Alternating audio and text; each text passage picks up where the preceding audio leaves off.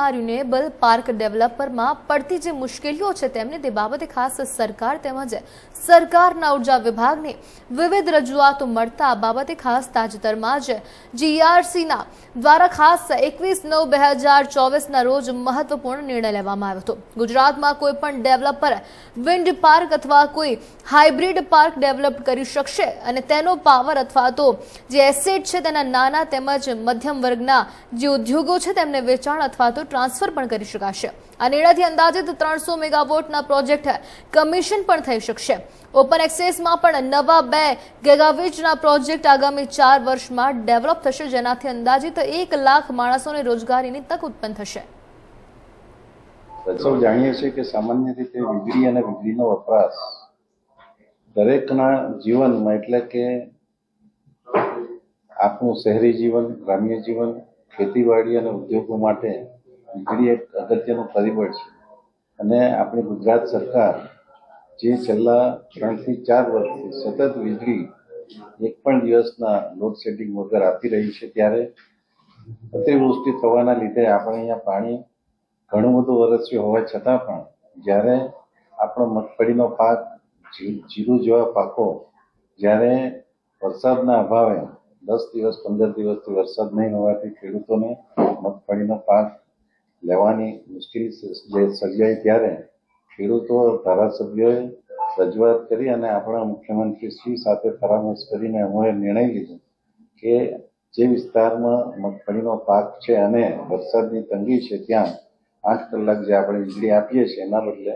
10 કલાક વીજળી આપવાનું નક્કી કરવામાં આવ્યું છે અને દરેક ખેડૂતો તેમજ અમારા ધારાસભ્યો આનાથી ખુશખુશાલ થયા છે। જે વિસ્તારમાં હજી પણ વીજળીની તંગીના લીધે, પાણીની તંગીના લીધે પાકને નુકસાન નહીં થાય એ જોવાની જવાબદારી પણ સરકારે નક્કી કરી છે। ખાસ કરીને આપણે જોઈએ તો જામજોધપુર, માણાવદર, વંથલી, મેદરડા, કેશોદ, માંગરોળ, માળિયાહાટીના તાલુકા તેમજ આખો કચ્છ જિલ્લો જ્યાં મગફળી અને બીજા પાકો માટે સતત પાણીની જરૂર હોવાથી વીજળીનો વપરાશ વધારવા માટે આ એક આયોજન કરવામાં આવ્યું છે। જો તમને હું આંકડાની વાત કરું તો પીજીવીસીએલ એટલે કે પશ્ચિમ કચ્છ અને સૌરાષ્ટ્રમાં વીજળીની મહત્તમ માંગ 27/8/24 એટલે ઓગસ્ટ 24માં જ્યારે વરસાદ વધારે હતો ત્યારે ફક્ત 187 મેગાવોટ હતી અને 23/9/24ના રોજ વધીને સડનલી 5820 મેગાવોટ અને એ પણ ઓછી પડતા આપણે ખેડૂતોને મદદ કરવાનું નક્કી કર્યું અને આ રીતે દરેકને 10 કલાકની વીજળી 10 દિવસ માટે આપવાનું નક્કી કર્યું છે અને વધારે જરૂર પડશે તો એનો પણ નિર્ણય કરવામાં આવશે। આ વીજળી માટે આપણે અગાઉનું પ્લાનિંગ કરેલું હતું। આપણે ગેસ પણ સ્ટોકમાં રાખેલો હતો। જ્યારે બીજા રાજ્યમાંથી આપણને વીજળી નહીં મળી શકે તો આપણે પોતે આપણા ગેસના પ્લાન્ટો ભલે એની યુનિટ કોસ્ટ વધારે આવે છતાં પણ ચાલુ કરીને આપણે ખેડૂતોને આપવાનો નિર્ણય કર્યો છે। આ એક મહત્વનો નિર્ણય છે અને ખેડૂત જગતમાં એકદમ ઉત્સાહ ફેલાયો છે। ખાસ કરીને ઉદ્યોગો કે જે પહેલેથી આપણો એક નિયમ છે, એ નિયમ મુજબ વીજ સપ્લાય કોડ 2015ના નિયમ મુજબ 100 કિલોવોટ સુધી દરેક ફેક્ટરીને આપણે કનેક્શન આપી શકીએ, એ લો ટેન્શન લાઇનમાં આપી શકતા હતા અને જો 100ની ઉપર જાય તો એને પેનલ્ટી થતી હતી અને 150 મેગાવોટની ડિમાન્ડ લોકોની હતી